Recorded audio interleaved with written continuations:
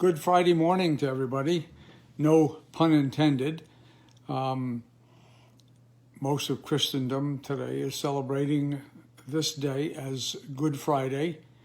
And the purpose of this series of video teachings is not aimed at putting down any of that or belittling any of the people or the religious traditions involved, but rather to expose you to the truth. I assume that anybody watching these videos and suffering through my teaching is doing so because they are lovers of the truth. So important in this age, because we're told in scriptures that there will come a time when deception will overtake the large majority of people, and the reason the Bible gives for that is because they loved not the truth. Makes you susceptible to believing any lie possible that can be crafted by man or man-made systems if you are not a lover of the truth. So, with the goal of speaking the truth in love, we just want to go back and reiterate that toward the very end of yesterday, Passover, 14 Nisan, 9 April, before that day was over, that Jesus was laid in a grave borrowed from Joseph of Arimathea, and that was done in hasty fashion before sundown. Forgive me for not looking directly into the camera for the next minute, but I want to read to you the account of that. And it's the Synoptic Gospel account. It's a compilation of what all of the writers had to say, removing the redundancies. And they, Joseph and Nicodemus, laid Jesus in Joseph's new tomb, which he had hewn out in the rock, where no one else lain. And he rolled a great stone against the door of the tomb, and departed. And it was the day of the preparation, which is Passover, and the special Sabbath drew near. And the women, Mary Magdalene and Mary, the mother of Joseph, who had come with Jesus out of Galilee, followed after and beheld the tomb, and how the body was laid before the tomb was sealed. And they returned to the city and prepared spices and ointments. And on the 2 Sabbaths they rested according to the commandment. Undoubtedly, the last day of Jesus' human life was the longest that he had ever experienced. And we've had to eliminate some of the details of that day. We will cover them tomorrow, in which there is no Bible account of any activity at all. But what happened after sundown last night, the beginning of 15 Nisan, from 6 p.m. Thursday to 6 p.m. this Friday, on what we call now April 10th. I realize that most everybody's observing today is the day that Jesus was crucified, but they're a day late.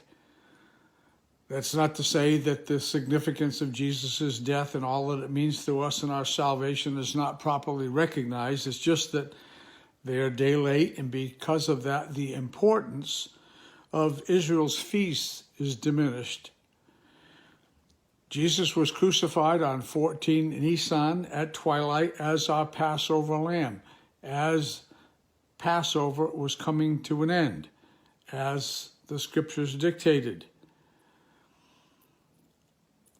He was laid in the tomb late that day and on into the early hours of the next day, 15 Nisan, which is the Feast of Unleavened Bread.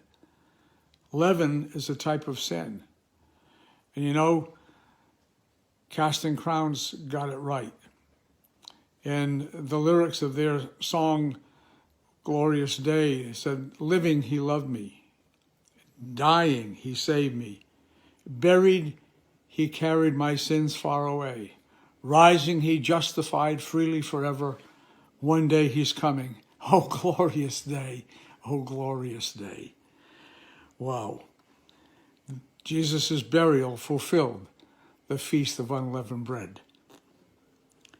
Did anything else happen on this day, 15 Nisan? Well, apparently the religious leaders were so concerned about Jesus and his prediction that he would rise in 3 days that they set aside the high Sabbath rules for themselves. I think they had a predilection for doing things like that, because it says in Leviticus 23, 6 and 7, and on the 15th day of the same month, that's this month of Nisan, is the feast of unleavened bread of the Lord. 7 days you must eat unleavened bread. On the first day you shall have a holy convocation. You shall do no customary work on it. That's Leviticus 23, 6 and 7. So what did happen on that day? Well, in the morning, on the next day, this is in Matthew's account here, Matthew 27, 62 to 66. On the next day, which followed the day of preparation, i.e. Passover, the chief priests and Pharisees gathered together to Pilate, saying, Sir, we remember while he was still alive, how that deceiver said, After 3 days I will rise. Therefore command that the tomb be made secure until the third day, lest his disciples come by night and steal him away, and say to the people, He is risen from the dead. So the last deception will be worse than the first.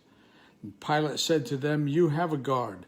Go your way, make it secure as you know how. And so they went and made the tomb secure, sealing the stone and setting the guard. That ends the Bible record of activity for this particular day. There is no recorded Bible activity for tomorrow, the regular Jewish Sabbath. So tomorrow we're going to share one of those previously moments,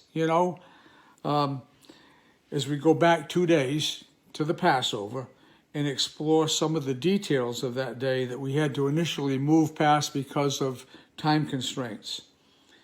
So, may God bless you as you remember Good Friday for what it really is and what really happened on the day before and what it should mean to you.